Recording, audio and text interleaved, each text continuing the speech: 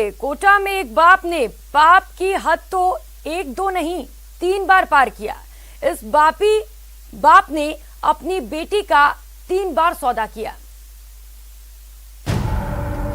एक बाप का महापाप, बेटी का 3 बार सौदा।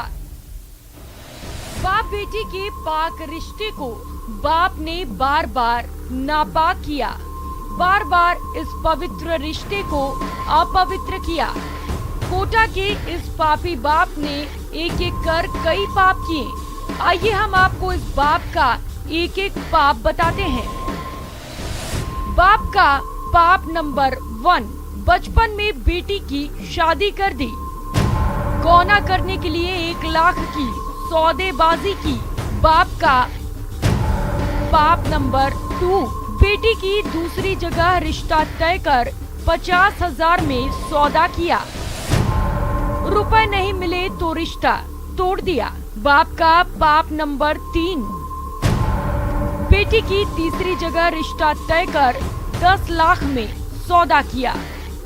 आइए अब आपको बताते हैं पापी बाप की करतूत की कैसे खुली पोल।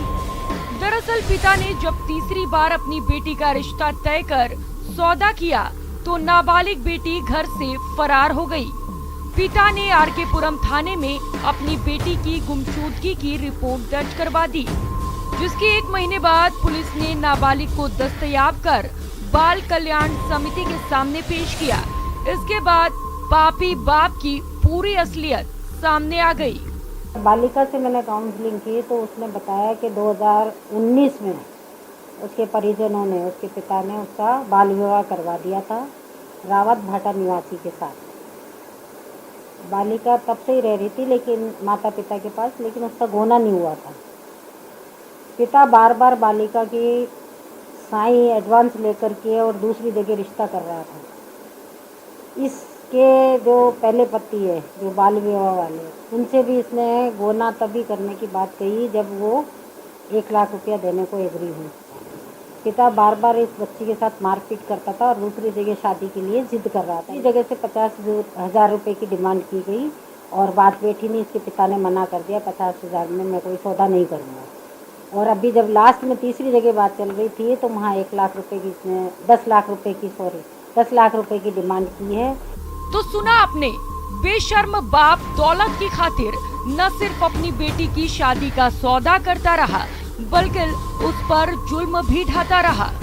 बहरहाल अब पापी बाप की घिनौनी करतूत सामने आ चुकी है, लेकिन इस मामले में पुलिस भी सवालों के घेरे में है, क्योंकि रिपोर्ट दर्ज होने के बाद नाबालिग लड़की को दस्तयाब करने में पुलिस को 1 महीना लग गया।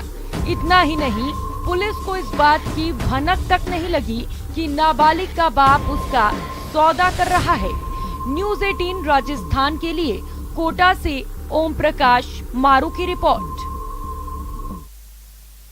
इस बुलेटिन में फिलहाल इतना ही। खबरों का सिलसिला लगातार जारी है, आप बने रहिए हमारे साथ। नमस्कार।